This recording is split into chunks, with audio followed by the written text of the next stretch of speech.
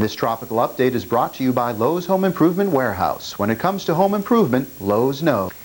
Well, for the last week, we've been keeping an eye on Tropical Storm Erika. Of course, it became a hurricane last Friday and is now back down to tropical storm force tonight. Fortunately, it's out in the middle of nowhere, unless you're a fish or you've got a cargo ship cruising through here. The center of the circulation is still pretty clear to find on the satellite imagery.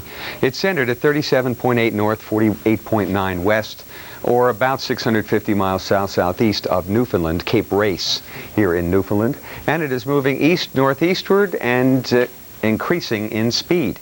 And it is in the process of becoming extratropical, or losing its tropical characteristics. It's moving over cooler waters, and we're seeing less and less convection or shower activity right around the center. Matter of fact, you might see some of the swirl in the lower cloud. These are the higher clouds that we have color enhanced. Some of the lower clouds are down here. See that swirl down here to the gray clouds? That'll become more and more evident over the next day or two, and the National Hurricane Center in Miami believes that Tropical Storm Erika will not be a tropical anything by this time on Saturday. So this is out of the way. We still have some high swells moving in on the east coast of the United States.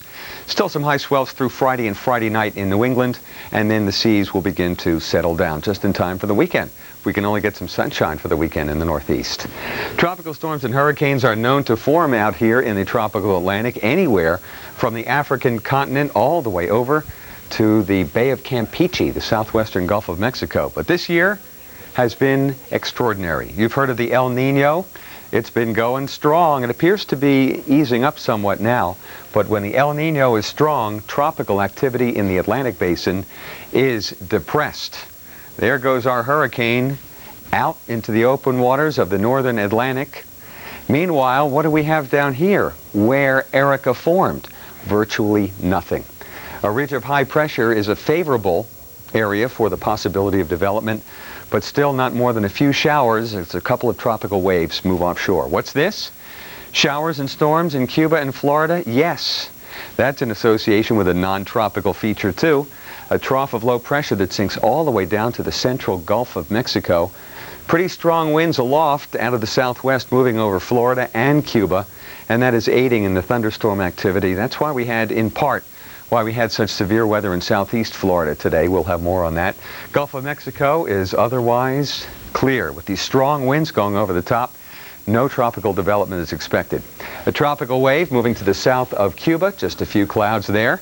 And as we head out into the Atlantic, well, what do we have? A little circulation with no shower activity, so you can kiss that one goodbye. Just a few showers in Guadeloupe today. And another tropical wave, nothing happening. Further out toward Africa, we have another tropical wave, nothing happening. And another tropical wave still on shore, looks pretty impressive. But when these move over the relatively cooler than land waters of the Atlantic, they have, to use the vernacular, croaked. Now, let me tell you something. There's something out here in the Pacific that is doing anything but croaking. It's Hurricane Linda. Look at the winds on this. Can you read that from your chair?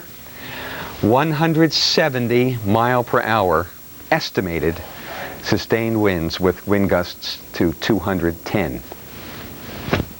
Have you ever heard of anything so strong? Hurricane Gilbert, isn't that the lowest pressure in the Atlantic basin? Hurricane Gilbert, back in '89, 175 mile per hour sustained winds at its maximum. And you are looking here at a close-up of Hurricane Linda, which will also go down in the record books. The incredible central dense overcast. This eye wall, this is really where it's happening here tonight, plus some squally weather and some of these feeder bands that spiral in toward the hurricane. Fortunately, it is moving away from land, land being Mexico and Cabo San Lucas, but you better believe there'll be some big swells churned up by our hurricane. Hurricane Linda, explosive development. And then further out in the Pacific, we've got a typhoon.